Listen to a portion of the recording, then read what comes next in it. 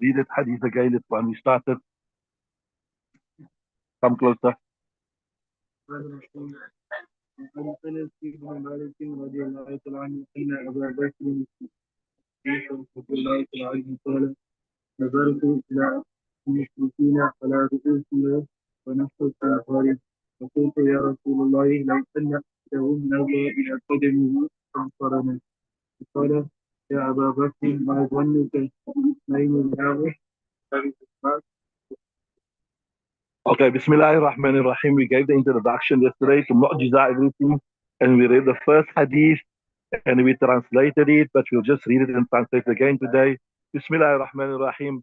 Wa Anas ibn Malik, narrating the authorities of Anas ibn Malik, أن أبا بكر الصديق أبو بكر الصديق قال نظرت إلى أقدام المشركين. I looked, I could see the feet of the mushrikeen على رؤوسنا, Allah upon our heads, not just by our heads, above our heads.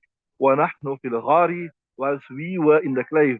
فَقُلْتُ يَا رَسُولَ اللَّهِ, I said, يَا رَسُولَ اللَّهِ, لَوْ أَنَّ أَحَدَهُمْ, if any one of them, نَظَرَ إِلَىٰ قَدَمِهِ, he looks towards his feet, أَبْصَرَنَا, he will see us. فَقَالَ يَا أَبَا بَكْرٍ, Nabi sallallahu alayhi wa sallam, oh Abu Bakr, مَا ظَنُّكَ بِاثْنَيْنِ, what is your opinion? What do you think about two people? Allahu thalithuhuma. Allah Ta'ala is the third of them. Muttafaqun alayh. And this is a muttafaq alayh riwayat. That means it appears in Bukhari and Muslim. Okay, so yeah, the ghar, the cave they're speaking about is referred to as, we said, ghar thawr. Ghar thawr. Normally a thawr refers to a buffalo. So here in the Shara, it is mentioned that the Ghar Thawr is a few miles out of Makkah Mukarramah. So remember when Nabi sallallahu alayhi wa sallam and Abu Bakr radiallahu ta'ala, when Allah Ta'ala is giving permission to make the hijrat, and then he left it one night, he left from he put Hazrat Ali in his place, and he left the cave. Sorry, he left his house, and then the first night, they put up in a cave, and this cave is known as Ghar Thawr. So it's mentioned here that Ghar Thawr is on a very, very high mountain. And on top of the mountain is like a plateau, a flat area. Here, the Shareef mentions that I never personally go, but he mentions there are actually two caves there. On top of the mountains, there are actually two caves. And both of them is written there, Ghar Thawr. So it appears that maybe historians got a bit confused. They're not sure which one exactly was Ghar Thawr.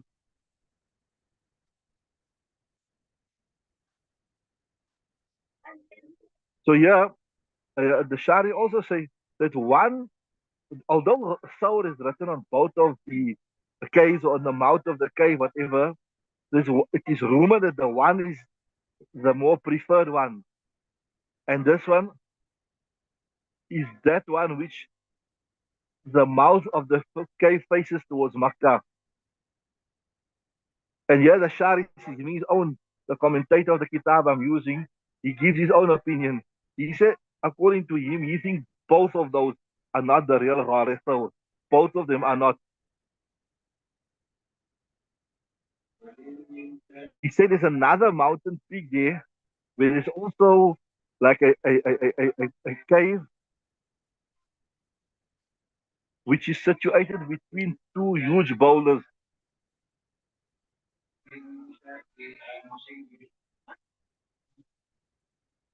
So you have to go up to go down into it, right? And there is he says there is like a boulder or a rock which resembles a soul, a buffalo. Some ulama have even said that soul here refers to the name of a particular person. So anyway,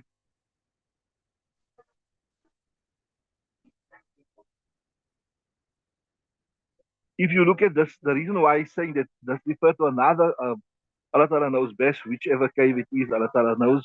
But anyway, he's saying, if you look at this cave, you'll understand, if you look at this cave, you'll understand this hadith very well, that the person's feet would be, so when you enter the cave, you go downwards more or less. So a person walking at the mouth or of the foot of the cave, from a person inside the small cave, if you to look up, you would see the feet of the people walking there, right?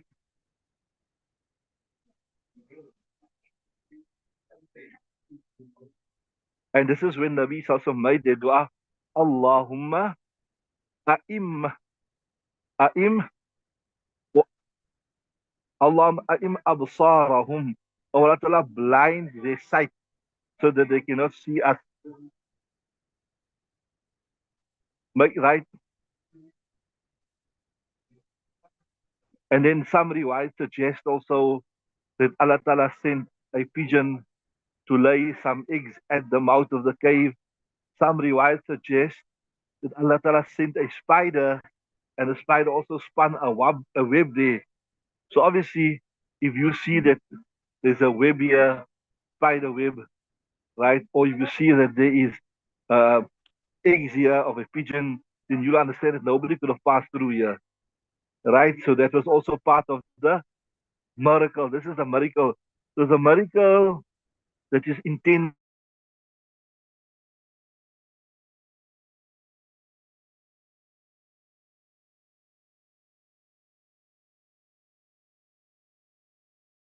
they concealed them or blinded them from seeing Nabi Sallallahu Alaihi Wasallam and Abu Bakr while they were so close. And then Allah Ta'ala also sent a pigeon to lay the eggs and the miracle, and Allah Ta'ala also sent a spider to spin a web.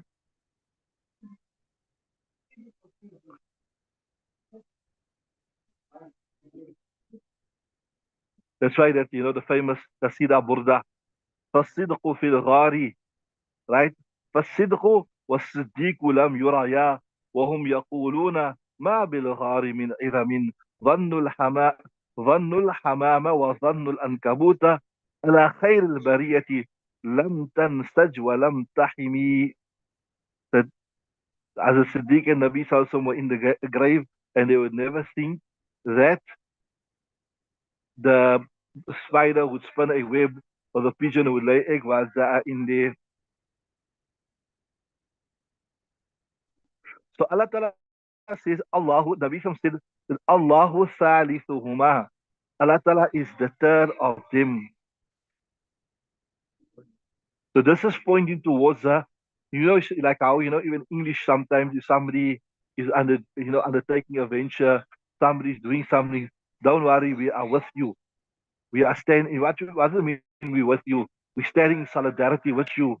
We support you, etc., etc. The same thing here. Allah, because obviously Allah Ta'ala is free of space, Allah Ta'ala is free of time, etc. Allah Ta'ala is not physically in any place. That is the sifat of the makhluk. So what is meant here is that Allah Subhanahu wa Ta'ala is supporting you. You are mansur. You are ma'un. You are assisted by them.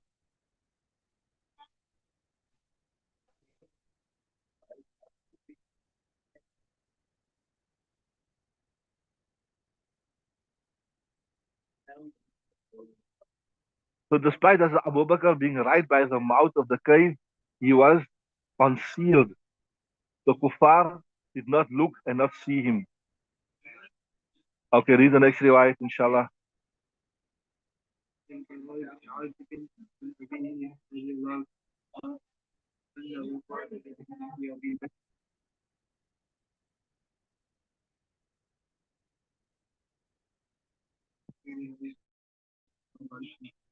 ولا أسرينا ليلة من الغد حتى قام قائم ظهيرة وقالت طريق لا يمر فيه أحد رفعت لنا صخرة طويلة فهاجل لم يأتي عليها الشمس فنزلنا عندها فسويت لي كانت بيدي ينام عليه وبصرت عليه فروة وقلت يا رسول الله وأنا أنقل قولك بينما أردت أنقل قوله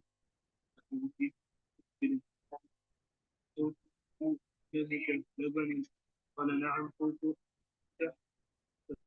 ولما أخذ شاة فخرجت مصاحب خفة ومع دعوة سمعتها النبي يبتغي Okay, stop there. Okay, Bismillahirrahmanirrahim. وعن البراء بن عازب narrate the authority of his Bara ibn Azib and أبيه, and he narrates from his father أنه قال لأبي بكر, that once he said to Abu Bakr, يا أبا بكر أو أبو بكر, right, حدث حدثني كيف صنعتما حين سريت مع رسول الله صلى الله عليه وسلم. Please tell me, حدثني أمر, explain to me, tell me that كيف صنعتما, how did you people صنع, literally translate, how did you do? But I would say, yeah, you can say a nice way, and the stood translation, how did you cope? How did you manage? إن سريت, when you traveled مع رسول الله صلى الله عليه وسلم. Remember we discussed in the Bible of Miraj, Sarah, to travel at night, Asra, Yusri, to make somebody travel at night.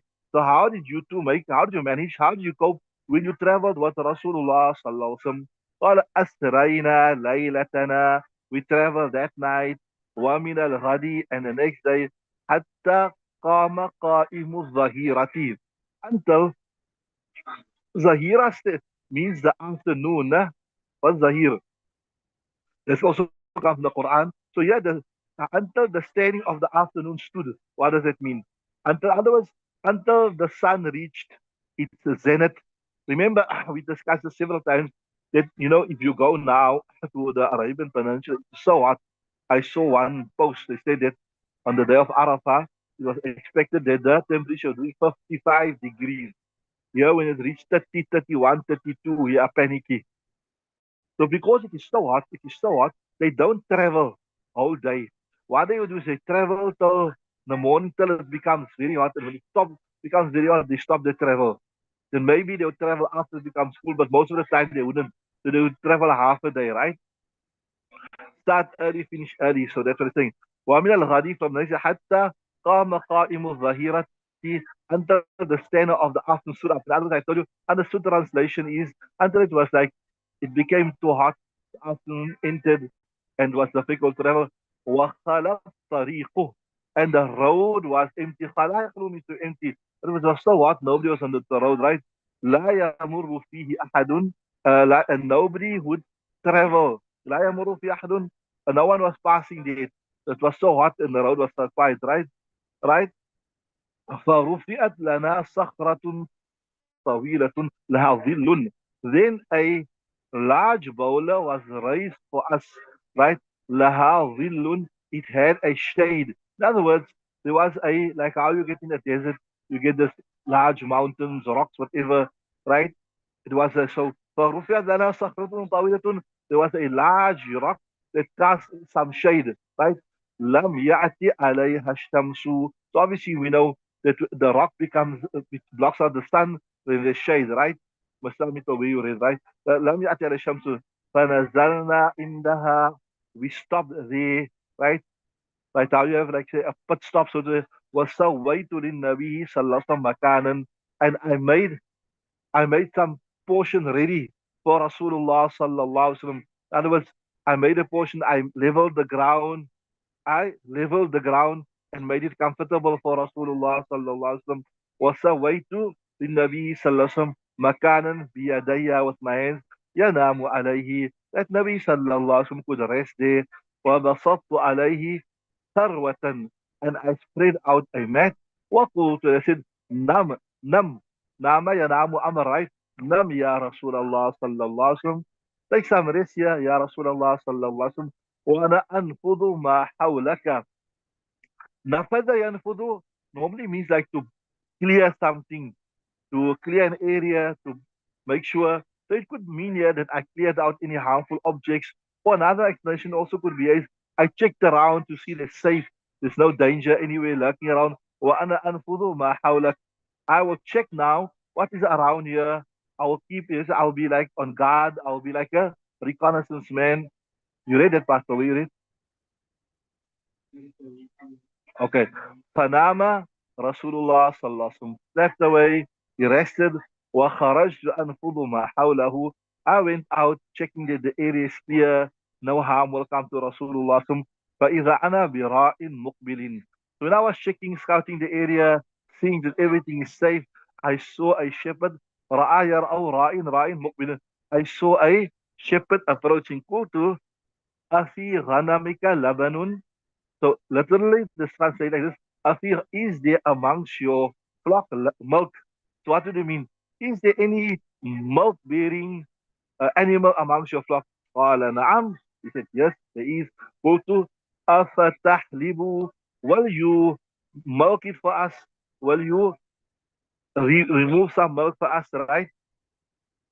Will you extract some milk, harvest some milk? قال نعم. قال فأخذ شاة. He took one sheep. فحلب في قعبة كثبة. So he milked it in a, you got كثبة there? في قعب كثبة. Okay, I also got كثبة here. I thought maybe it's a mistake, but it will be hal. He then, he milked, he took out some milk in a wooden cup, right? Was filled up min labanin with water. Remember, that was before industrialization, so everything was either wood or it was metal. There was no plastic. Remember, plastic came about with the discovery of oil. Plastic is a byproduct of oil, right? Right? وَمَعِي إِدَاوَةٌ حَمَلْتُهَا. And with me, also in our utensil, حَمَلْتُ, I was carrying it لِلنَّبِي صلى الله عليه وسلم, for Rasulullah sallallahu alaihi wasallam. يَرْتَوِي فِيهَا يَشْرَبُ. Right? You'd satiate himself in it, you drink. You can say يَرْتَوي, would fulfill his needs. Irtawa, from rawaya. Rawaya means to be satiated. Rawaya yarwayu.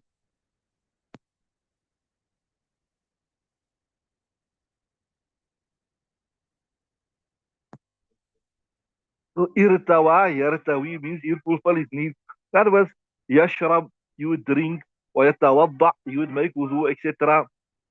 Remember, I told you, before industrialization, before things were mass produced, everything had to be made by hand. And when something is made by hand, obviously, it is much more expensive, it is more costly, etc. So here, the same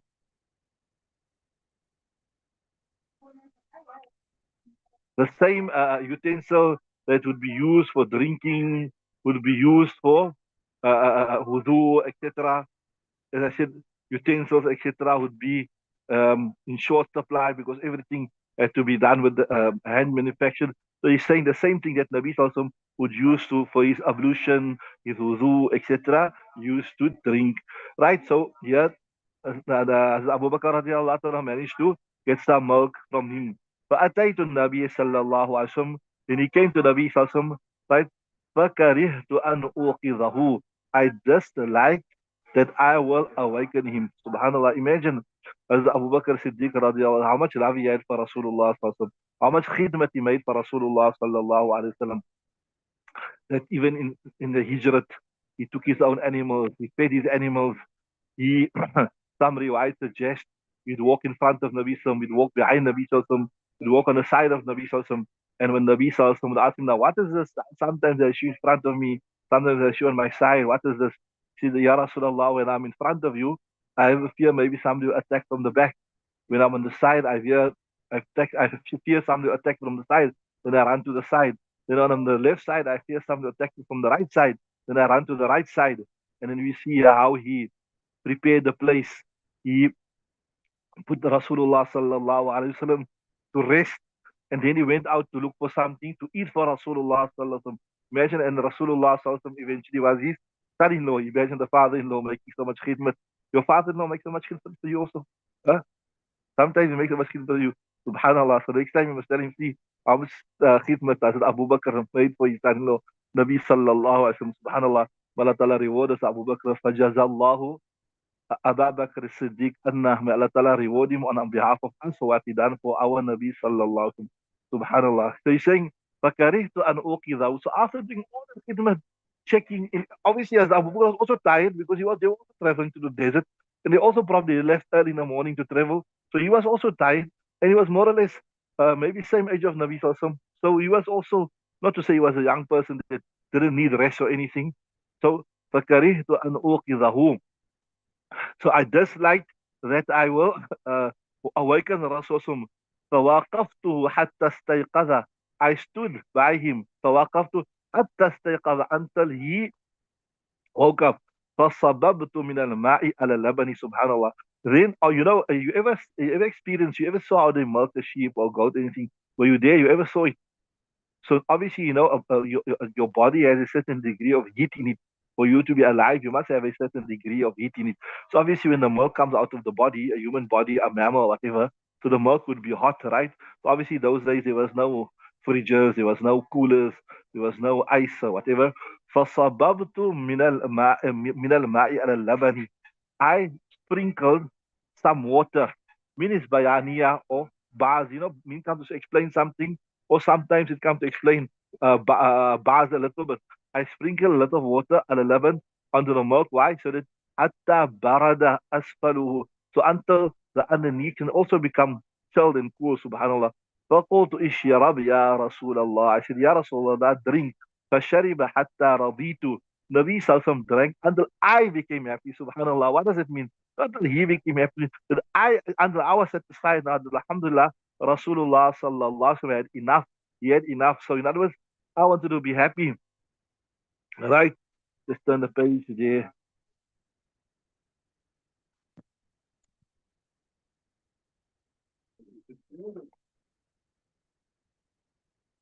Right?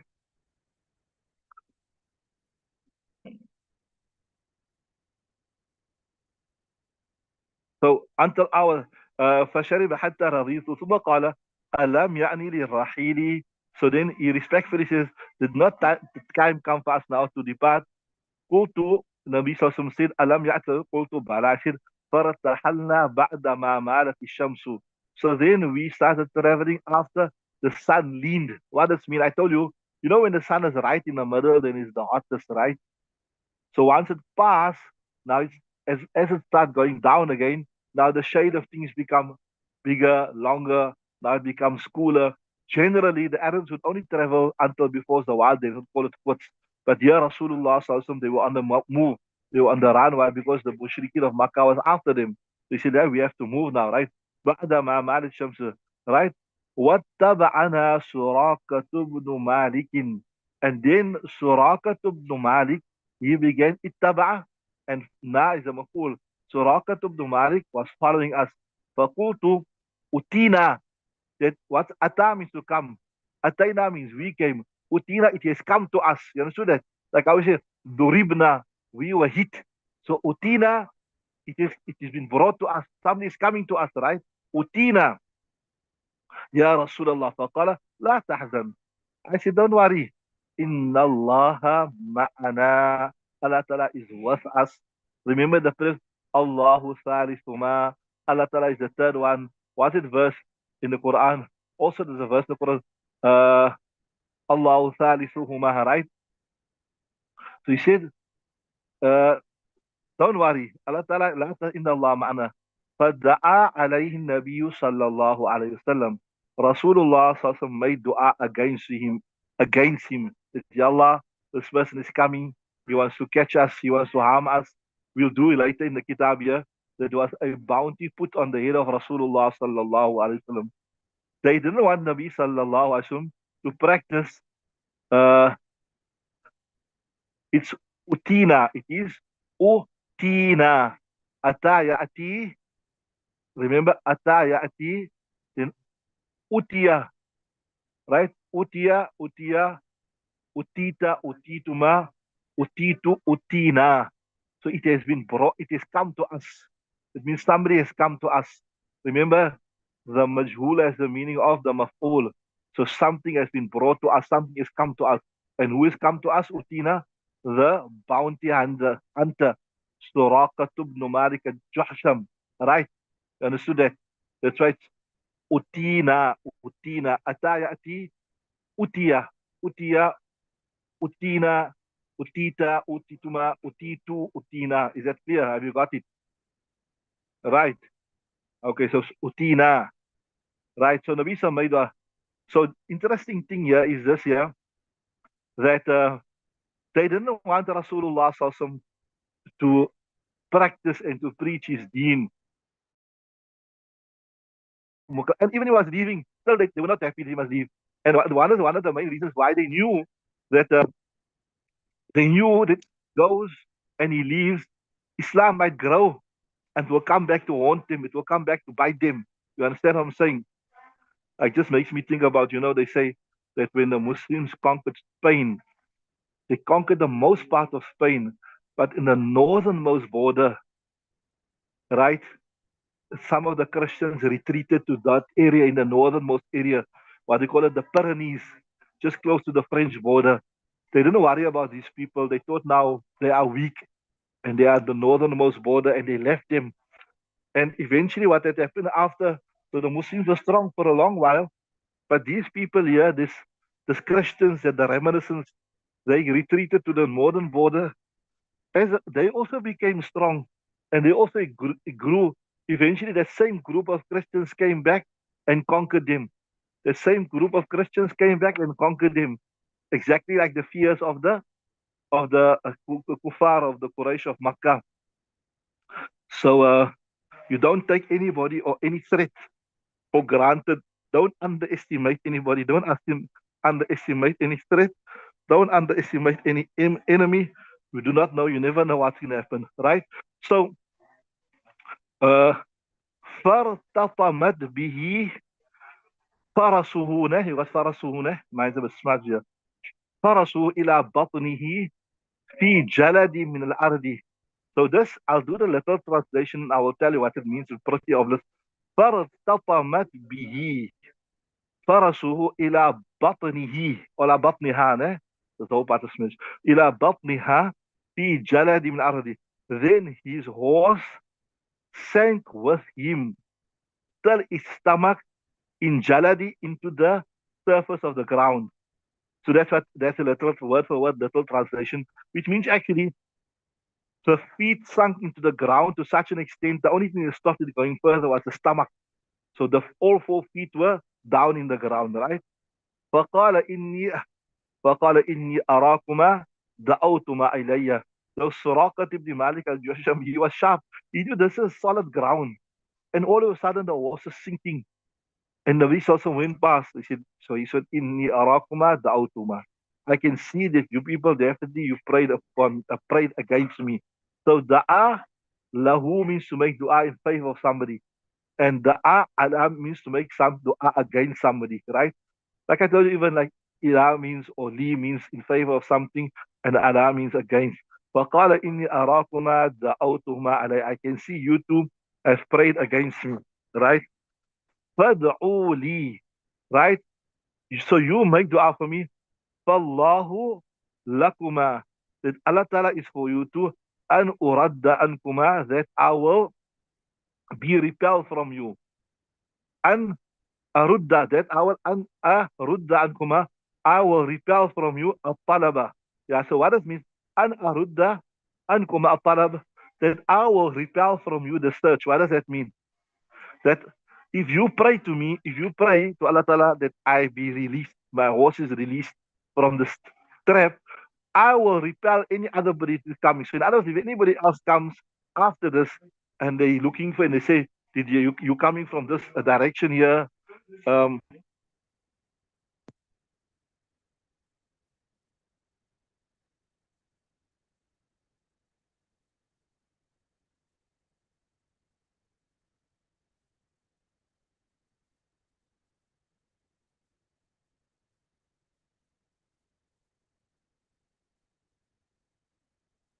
So he's saying he made a deal with them. He struck a deal. Like I told you, people will come and I'll tell them, don't bother going down this road here. Don't bother going down this road here. There's nobody here, right? You show me this. As the second hadith at the bottom, more or less about 3 lines at the end, right? So you make dua, fad'uli, right? Fallahu lakuma. That's how you get it. Fad'uli, fallahu lakuma, right? So make dua, fallahu. I take a qasam by Allah Ta'ala. Lakuma, for you is this. I tell you, la is in favor of that for you too. أن أرد عنكم الطلب. I will reject, I will repel the search. So now anybody, if you make dua here now, that I be released from the sand, that I don't release him. And as I go back now to my people, as I go back, if anybody comes past here, I'll tell them, no, don't worry, don't bother.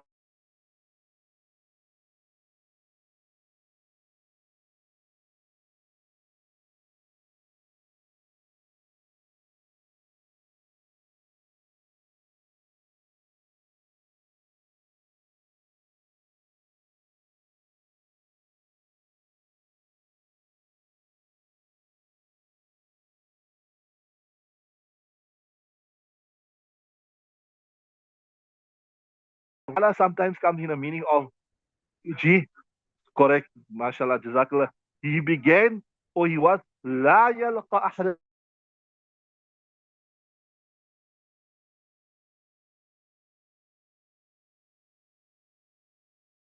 You have been sufficed. It means you have been relieved of going further. So what does it mean you've been relieved of going further? That I already come from this way here. There's nobody here. Don't worry. You have been relieved of going further because there's no Prophet sallallahu alaihi wasallam here. So don't waste your time going. You understood that? You understood that? You understood how you get it? I mean, kufitum. You have been. Kafa means to be sufficient. Kufia means to be made sufficient. So in kufitum, you have been relieved of going down this road to look for the bounty because I've already come from this side and there's no one there. Fahimtum, you understood it? Ismail, you understood it? Kufitum, you have been sufficed or relieved, right, from going down this road here.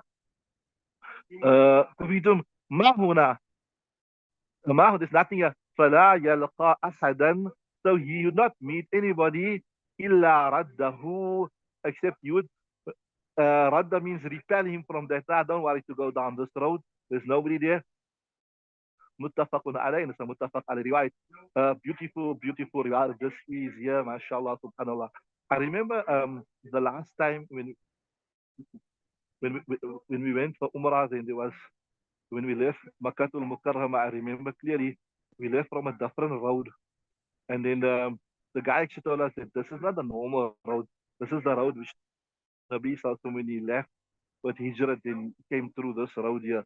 But anyway, one day you will go there and see. So, okay, the hadith here, the relevance with the chapter is quite obvious. There are many miracles that happen here that obviously we're discussing the miracles. So most of it is self-explanatory. There's just one or two things that needs some explanation. I will check it out and show you. So like obviously the last part where the horse sank into the ground, and this you people done mashallah in detail. I remember, even if you forgot, don't worry. I remember from 25 years ago. This comes in nice detail. It comes in. I never read it after that. Ne? After I signed Madrid, I never read it once. One day I want to teach it so I can refresh all my memory. So I remember from 30 years, 35 years ago, I remember this nice detail of this incident in Qasas part 5. Ne?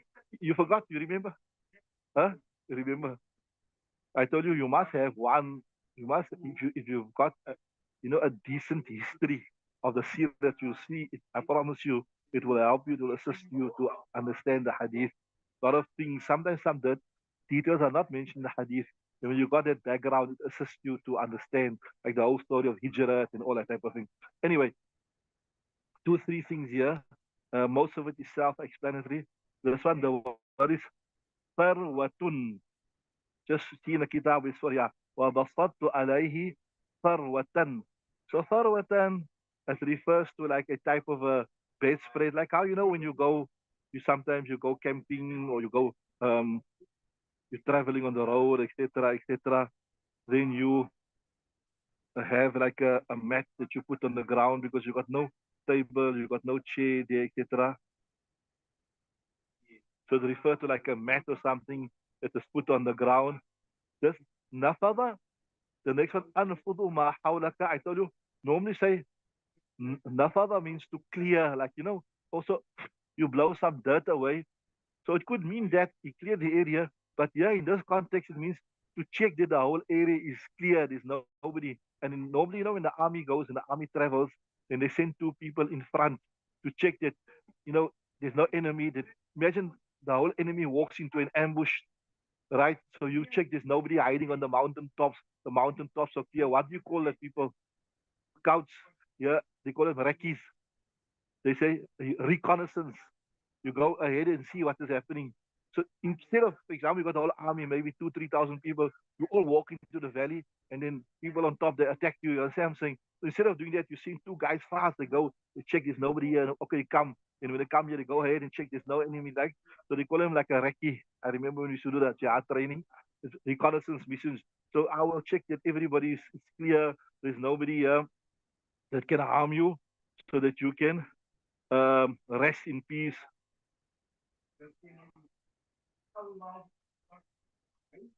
Yeah, what they're saying that in military terminology, they call it in Urdu, guzma, guzma. And here also, although it's not mentioned in this riwayat here, but from other riwayats, even is mentioned here that even when Nabi Sallallahu remember this you done this also, that this famous incident you done it, that when Nabi Sallallahu came to Ghar Saur, he told Nabi Sallallahu to wait outside, right? And he went in to see that everything's safe, there's no harmful insects, reptiles, the famous incident. And then he stuffed something into all the holes, but didn't have enough to stuff the one thing. So Abu Bakr put his foot on the mouth of the hole, and then there was something that was biting him continuously. Interesting, that probably come. I told you, what is Ka'abun? What was it? The harakat there? Yeah, fi Ka'abin, kuthbatan. Ka'abin, that's how you read it. Ka'abin, there's a correct way how you read it, right?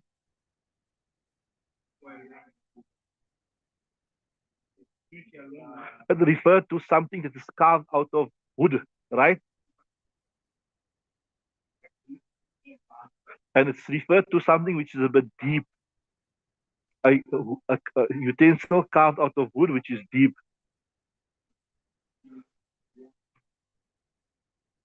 And kuthbatan refer to something shay'un qalilun. Kuthbatan refer to shay'un qalilun. So it would mean then, yes, so فأخذ نعم فأخذ شاة فحلب في قعب كثبة من لبن. So he milked in this wooden thing كثبة, a little of milk.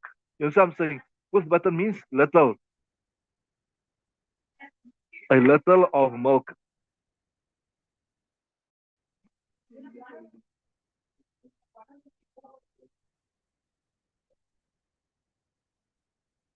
So it's mentioned here that did um how did Abu Bakr Siddiq radiallahu anhu take milk from this here? Remember, there's another riwayat that says you done this also in your qasas. I haven't read it here, but I'm remembering from your qasas that when they went into the mount, into the cave, then the son of I think it was Abdul Rahman ibn Abi Bakr, he brought the sheep to walk over all the tracks so that the kuffar couldn't see, couldn't trace him to the cave. Remember? So the question comes about how is it possible that he took the milk? Here it says maybe this was still the goats of Abu Bakr that were in that area. That's why you could ask.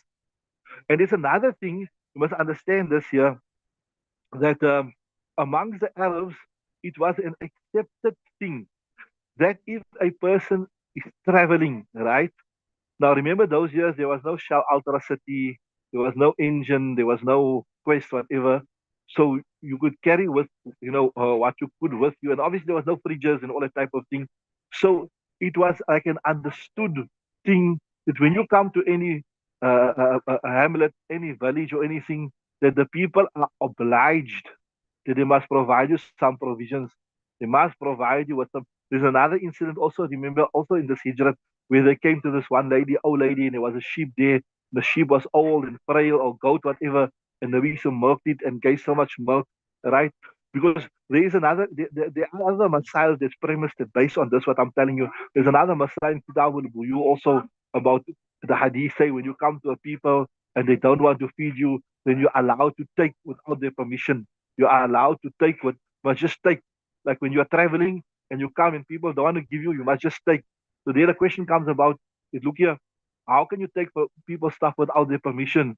So one of the explanations there is it was a common understanding that when you're traveling, a musafir is like definitely now, like nowadays I told you you get takeaways, you get eat outs, you get hotels. But back in the day, when you travel, when you wasn't like if a stranger comes into town, local people see a stranger in the masjid, they'll take them home, they'll feed them, they'll offer them place, and because there wasn't all those facilities available. If you think a couple of years ago, you see an unfamiliar face, and where you come from, come home, come have a meal, come stay by us, you got. But obviously, that was all before these amenities were available. So something similar, yeah. It was like an unwritten rule. It was understood that that you must provide. So that's um, why I'm giving this explanation, because the question comes about if this was not Hazrat Abu Bakr's scouts as per this explanation, then how did he take from the shepherd without the permission of the master? And so I'm saying, so this is also in fiqh, there's also a principle which is called ta'amulun nas. We will do this inshallah I'll point it out when we do Hidayah Shareef, etc. Ta'amulun nas means what? Where something has been there always from the beginning of time and people always accepted as such, right? Even though there's no clear text to say it's permissible, you won't find the Quran is permissible, you won't find the Hadith permissible. But from the early Muslims, from the time of Sahaba Ikram, they always considered to be permissible. Nobody objected. Sahaba never objected. Tabi'in never objected. Those who came after never objected. So this is called ta'amulun nas. That's a proof to show permissibility. So here we say that it was ta'amulun nas amongst the Arabs. And I told you because there was no facilities available, that when you are traveling and you see an animal, you can take according to your need. Right. So that's our answer. If this question comes out, how could they take the milk without permission from the shepherd? You never get the permission of the owner. Then I gave you two answers. One answer was this, that maybe the ones that Abu Bakr said these animals because they were moving around there. And the answer is ta'amulun nas. That's an important principle of fiqh. That when Mara al Muslimuna Hassan, remember Ibn Mas'ud said, Mara al Muslimu Hassan, fa inda Allah Hassan. Whatever the ummah, the seniors, the people of worth, the people of knowledge, with what they consider to be good, then that is good for the rest of the ummah, right? So, uh, that I told you that was, and remember this also because to help you the other masail, inshallah. There's a few masail in Buyu that's also based upon this, what explanation I'm giving you, so remember that, right? So it's either, so we were discussing when you were not here, we're telling Ismail, look at the respect of Nabi Abu Bakr for his son-in-law, that Nabi Sallallahu was his son, eventually his son-in-law, that Nabi Sallallahu was resting. First, he prepared the bed. He put out the mat to rest on. He checked around. Then he went to organize something to drink. And then on top of that, he even cooled it with water. And then he stood there by Nabi Sallam's side until Nabi Sallam woke up. So it's either fawafaqtuhu or waqaftuhu. I waited, right? So waqaftuhu, waqaftuhu, I stood by his side, or fawafaqtuhu, I waited for him, right? Till he woke up and then I gave him his milk to drink.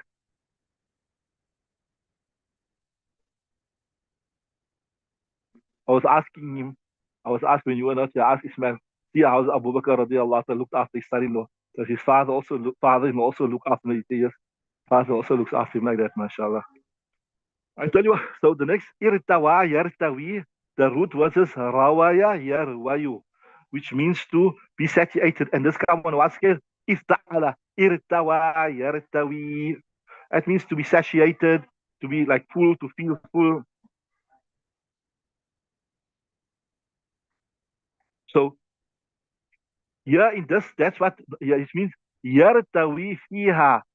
In this context, it means you'd fulfill his needs, right? Yashrab, you'd drink from it, you'd make wudu with it, etc., etc. Are you with me? Then I was alam ya'ni. This is the Quran. Alam ya'ni lilladhina amanu an takhsha'a qulubuhum li dhikrillah. Did the time not come for the heart of the believers to soften to the remembrance of Allah? Qaruba yaqrubu. Alam yaqrub waqtu. Did the time not come for us now to leave from here, right? Because now remember these guys are in hot pursuit of us. Uh, then the person that came after him was Suraqah ibn Malik al-Juhshim al-Mudlaji. He was actually a leader of his community. And here it's mentioned clearly, he came out for the sake of this bounty. Hey, check the time. The time is up already. Okay, let's stop there. We have to switch over. Sorry, I wasn't keeping track of the time. So this is a little bit explanation of this riwayat here, inshallah. Then we will leave the next riwayat. Now we have to, I lost track of the time. Sorry, we have to switch over to the tafsir.